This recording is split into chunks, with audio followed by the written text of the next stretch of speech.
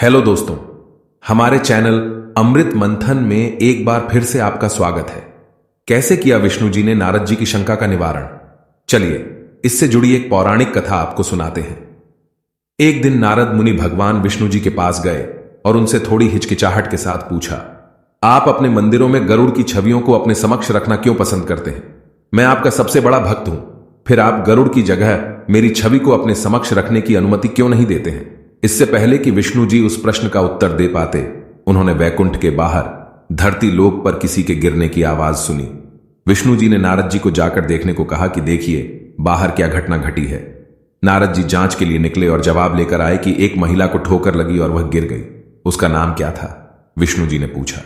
नारद जी फिर गए, महिला से बात की और जवाब लेकर वापस आए। शारदा। वह कहां जा रही थी?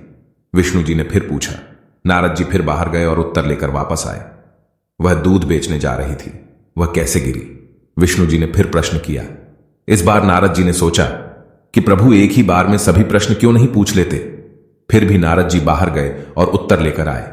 उसने एक सांप देखा और डर के मारे वह नीचे गिर गई।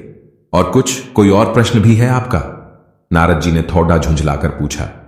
क्या उसके सभी बर्तन टूट गए हैं और सारा दूध खराब हो गया है?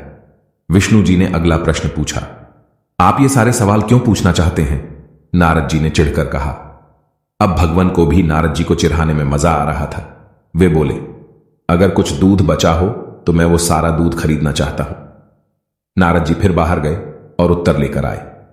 उन्होंने कहा, उसके पास अभी भी दूध का एक बर्तन बचा है, लेकिन वह इसे दोगुने दाम पर बेचना चाहती है। नारद जी ने उत्तर दिया, तो मुझे उसे कितना भुगतान करना चाहिए? विष्णु ने फिर पूछा। नारद अब धैर्य खो रहे थे। विष्णु जी समझ गए थे कि नारद जी अब धैर्य खो रहे हैं, इसलिए उन्होंने कहा, नारद जी आप इसे रहने दीजिए, मैं जवाब पाने के लिए किसी और को ढूंढ लूंगा।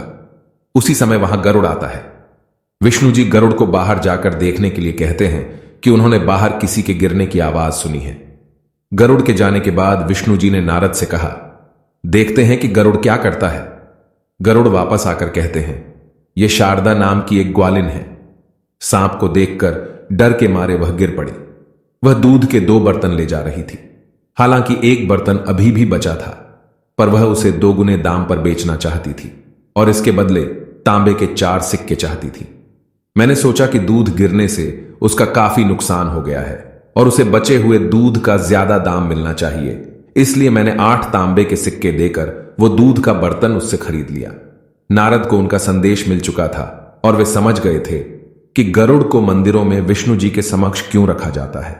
इसलिए उन्होंने विष्णु जी को प्रणाम किया और बिना कुछ कहे चुपचाप वहां से चले गए और प्रभु मंद मंद मुस्कुराते रहे। तो दोस्तों, इसी तरह के डिवोशनल स्टोरीज के लिए सब्सक्राइब करें हमारे चैनल अमृत मंथन को and press the bell icon as well.